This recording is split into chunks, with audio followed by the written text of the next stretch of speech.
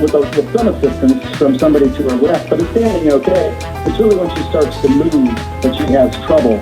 And that would make sense, again, with somebody who's feeling imbalanced because of blood pressure, dehydration, whatever. It could be a multitude of different reasons, but that one would sort of spring to the top of the list. I think Wolf, as she's getting into the van, she sort of falls forward. She doesn't quite make it into the van initially. So I don't know what happened there. If that was just more of a stumble, I don't think anyone can tell. Anybody who's having this episode that's a little bit unusual, maybe not surprising given again the heat of the day and the medications. But I think, as you say, out of an abundance of caution, I'd probably want to make sure that her blood pressure, do routine EKG, check some basic lab values. And that's not, in medicine you have your strong suspicions. And I think, again, the most common conclusion here is what we've been talking about. But out of an abundance of caution and an interest in thoroughness, you might want to check those other things. And if it checked out fine, I think she had no problem traveling. But if I were Dr. Bardak, who's her doctor, or any of the doctors who have been caring for her, I'd be wondering if they're saying, hey, look, this probably just get some routine tests given what has happened today. To you that with this pneumonia diagnosis, which she had on Friday, that she would go out in public so much, go to this 9/11 ceremony, then go over to Chelsea's apartment after she had that stumble getting into the van. We can pull that up and show you that as well.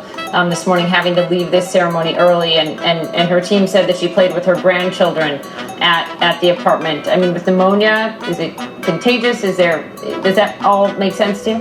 Well, it's not every bit of it makes sense, or not every bit of it sort of seems to fit, but it's all possible. Bacterial pneumonia, there are varieties of it depending on what type of bacteria it is that are going to be more contagious than others.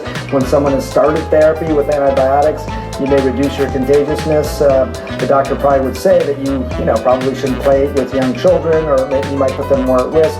Who knows? I don't know. We don't know how serious this pneumonia is. Does it involve an entire lung, a single lobe of the lung?